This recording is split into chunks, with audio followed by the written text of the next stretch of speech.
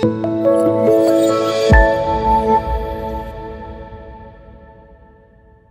morning, boys and girls. Welcome back. So glad you're here this morning.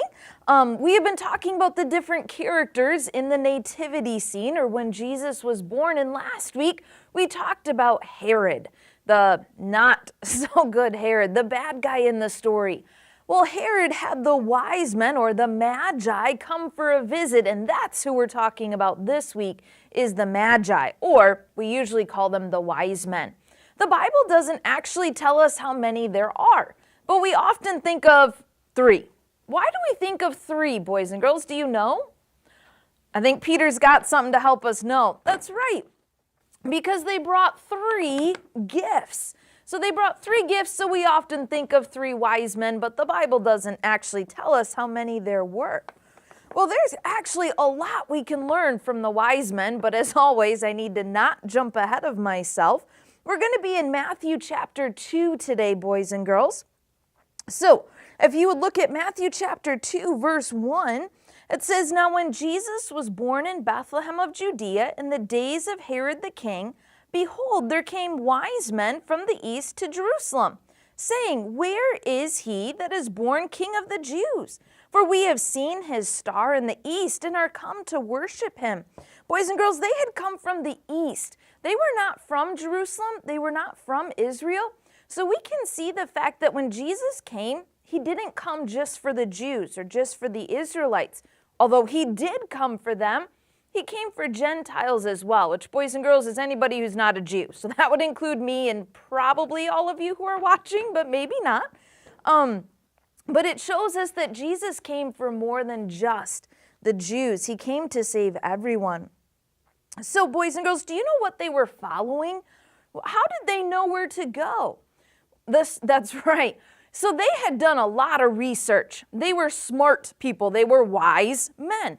And they had found out, okay, there's going to be a baby born, and they're researching in the Old Testament.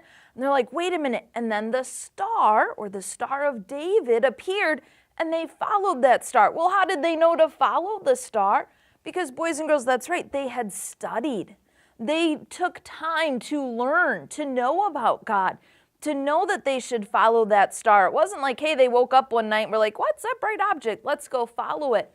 It's because they were smart and they studied, boys and girls. So we see that Jesus came not only for the Jews, but for the whole world, the Gentiles. And we see that the wise men took time to study God's word. In verse number 3, when Herod the king had heard these things, he was troubled, and all Jerusalem with him. And when he had gathered all the chief priests and scribes of the people together, he demanded of them where Christ should be born. He's like, wait a minute, if these men of the east can figure it out, you guys figure it out.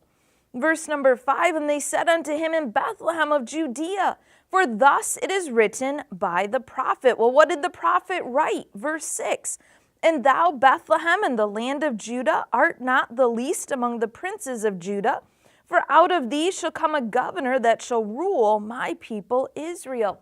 So their wise men of their area go and they study the scriptures and they find out that it's supposed to be in Bethlehem.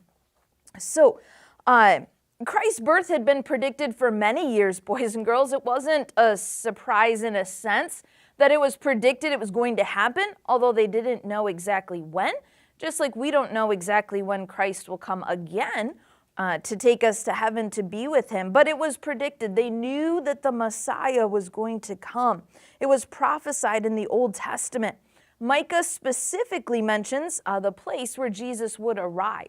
So they knew, the wise men knew they were headed in the general direction, but they went to the capital city thinking, hey, if he's going to be a king, he's probably in the capital city. And they talked to Herod. Now, we already studied about Herod. We know that Herod does not like Jesus and is worried about his reign, but this story isn't about Herod. In verse number 7, then Herod, when he had privily called the wise men, inquired of them diligently what time the star appeared. Okay, so Herod wanted to know where, but then he also wanted to know how long. And he sent them to Bethlehem and said, go and search diligently for the young child.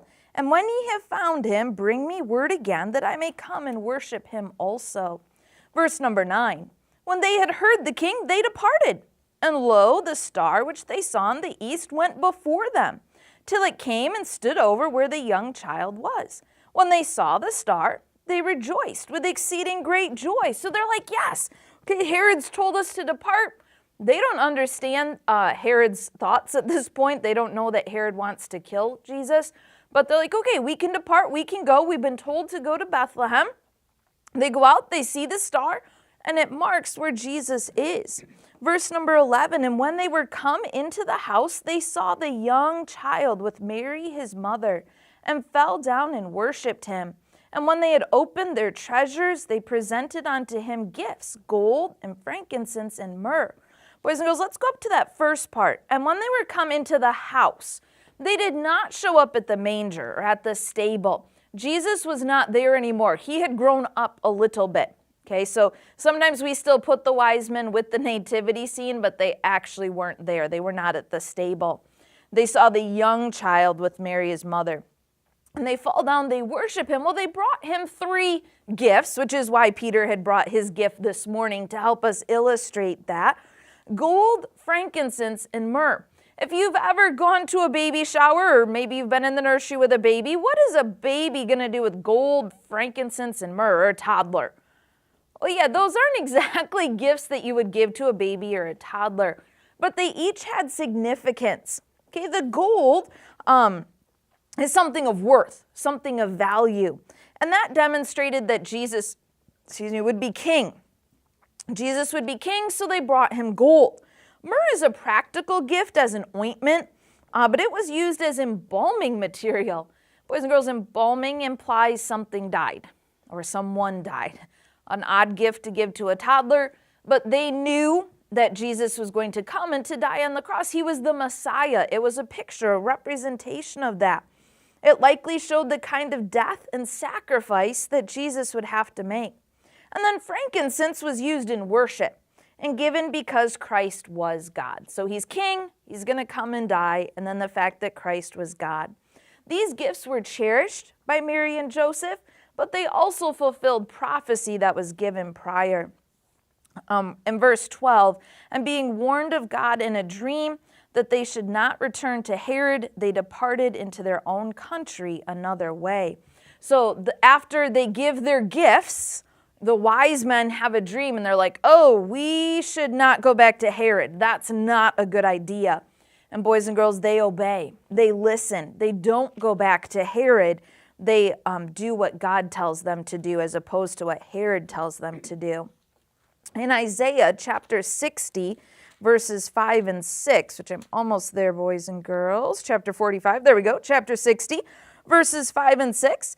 Then thou shalt see and flow together, and thine heart shall fear and be enlarged, because the abundance of the sea shall be converted unto thee. The forces of the Gentiles shall come upon thee. The multitude of camels shall cover thee, the dromedaries of Midian and Ephah, and all they from Sheba shall come. They shall bring gold and incense, and sorry, boys and girls, the 2 SH words in a row were tripping me up. And they shall show forth the praises of the Lord. So the fact that they were going to bring the gifts, it specifically mentions gold and incense that they were going to bring, that was also prophesied in the Old Testament. There are lots of things that we can see prophesied from the Old Testament that come true in the New Testament. And as we kick off 2026, we're headed into our study of the New Testament. It's going to be neat to see some of the correlations and things that we learned in the Old Testament that then come to happen in the New Testament. So after the Magi found Christ, after the wise men find him, they're full of joy and satisfaction. Their mission is complete. They've met Jesus. And then they depart another way to go home. Our job as Christians, boys and girls, we can kind of see it in 2 different parts of this story when I was doing some research and drawing some applications from what I was reading. One, they said to be like the star, which I was like, wait, oh yeah, we're supposed to show other people Christ. Now, we're not standing there with a flashlight directing people to the entrance of the church, but I think you boys and girls understand. We're to be a light. We're to be an example to those around us. Our light should shine in the darkness and show the joy of the Lord, just the happiness. And then we should also be willing to follow Jesus. They were going to follow wherever that star took them. They were willing to follow. They didn't know how long their journey would take. They didn't know what they were going to come across on their journey. Boys and girls, you and I don't know what's going to happen today, tomorrow, and the next couple years, but are you willing to follow the Lord no matter what happens? And are you willing to give? They were willing to give gifts. Are you willing to give of your time, of your talents, of your treasures? What are you willing to give to the Lord? Lots packed into this week, boys and girls. I felt like we kind of flew through a lot of material there, but lots to apply from the wise men. And next week, we're going to study